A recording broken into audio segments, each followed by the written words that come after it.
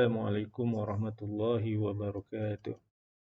Apa khabar semua murid-murid cikgu? Cikgu harap awak semua sihat, samping keluarga yang tersayang. Jadi hari ini kita teruskan kelas pembelajaran kita dalam mata pelajaran Sains tahun 1, topik manusia, subtopik mari mengelas. Nama saya Cikgu Muhammad Nazir. Jadi jangan lupa tekan like dan subscribe channel cikgu. Baiklah, kita tengok dulu objektif pembelajaran kita pada hari ini. Okey, ada dua objektif pembelajaran kita. Yang pertama, murid-murid dapat mengelaskan objek yang diberikan mengikut ciri yang dipilih. Yang kedua, mengenal pasti diri yang terlibat semasa mengelas objek. Okey, mari kita lihat apa yang ada di depan ni. Ini cikgu ambil di buku teks awak, muka surat 34. Murid-murid boleh rujuk buku teks muka surat 34. Hafiz dan Alia berada di gerai buah-buahan. Mereka membeli beberapa jenis buah-buahan. Kita tengok buah apa yang mereka beli. Mereka beli buah ciku, buah apple, buah oren dan buah kedondong. Pernah makan tak buah-buah ni? Pernah kan? Sedap rasanya. Mereka menggunakan diri rasa dan penglihatan untuk mengenal pasti ciri buah-buahan tersebut. Jadi Hafiz dan Alia gunakan deria. Yang pertama deria rasa. Kita merasa menggunakan, betul, kita rasa menggunakan lidah. Yang kedua, deria penglihatan, kita melihat menggunakan mata. Jadi selepas mereka merasa dan melihat, mereka dapat kenal pasti ciri-ciri. Yang pertama, rasa buah-buah tersebut. Rasa buah tersebut yang pertama ciku manis, apple manis, oren masam, kedondong masam. Dan bentuk buahnya, ciku bujur. Nampak bentuk dia bujur. Mana kata apple berbentuk bulat. Oren pun bulat. Manakala kedondong bujur juga. Bujur tu macam bola rugby. Tu bujur. Kalau bulat, bulatan itulah. Mari kita kelaskan buah-buahan ini berdasarkan rasanya. Ada 4 buah kan? Tadi ciku, apple, oren, kedondong. Ciku manis. Apple manis. Oren masam, kedondong masam. Jadi kita kelaskan mengikut rasa dia. Jadi awak boleh buat 2 bahagian tadi.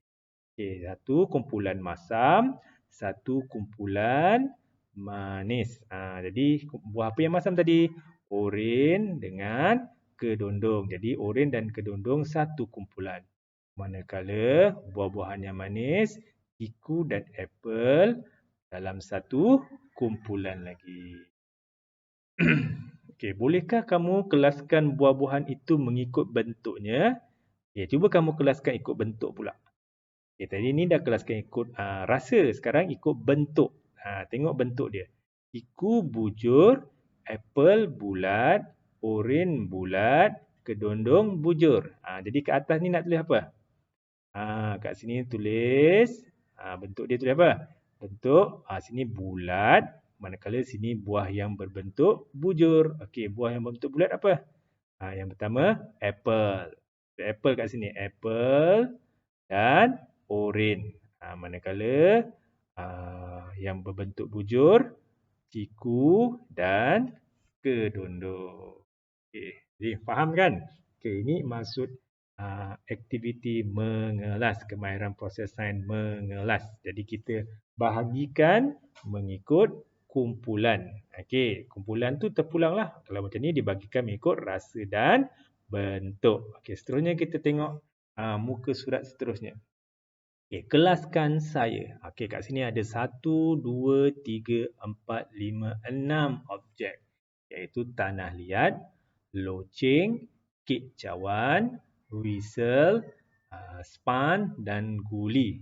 Jadi cikgu nak awak kelaskan 6 objek ni mengikut kumpulan lembut dan keras. Dia dah bagi contoh sini satu, tanah liat, lembut. Jadi objek apa lagi yang boleh masuk dalam kumpulan lembut? Ya, betul. Kicauan. Boleh kat sini kicauan. Satu lagi span. Okey. Jadi tak nak lihat kicauan dan span dalam kumpulan lembut, manakala kumpulan keras, loceng, whistle dan guli. Okey, pandai. Okey, jadi tengok soalan bawah ni. 1. Nyatakan deria yang kamu gunakan semasa mengenal pasti ciri-ciri tersebut. Macam mana kita nak kenal pasti lembut dan keras ni? Kita guna deria apa? Siapa tahu deria apa? Betul. Okey, gunakan deria sentuhan. Jadi deria sentuhan kita gunakan anggota yang mana satu? Ya, kulit kan. Kita sentuh guna tangan kan. Kulit untuk menyentuh kan. Kita tengok soalan kedua pula.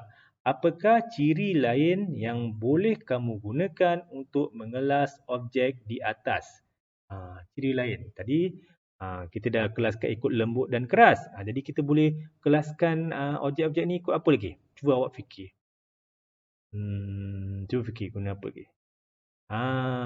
Kita boleh kelaskan ikut, contohnya ikut objek yang berbunyi dan tidak berbunyi. Sini tulis berbunyi, sini tulis tidak berbunyi. Objek yang berbunyi apa? Loceng dengan whistle kat sini. Dua je boleh ke? Boleh, tak kisah. Dia tak semestinya sama. Banyak. Kat sini objek yang tak berbunyi, tanah liat, kicauan, span dan guli. Okey. Ini adalah satu contoh aktiviti mengelas. Okey. Jadi cikgu harap awak faham apa yang kita belajar pada hari ini. Apa yang kita belajar ini ialah kemahiran proses sains mengelas. Okey, kemahiran proses sains mengelas. Jadi itu saja untuk pembelajaran kita pada hari ini. Jadi jangan lupa jumpa lagi dalam kelas yang akan datang. Bye. Assalamualaikum.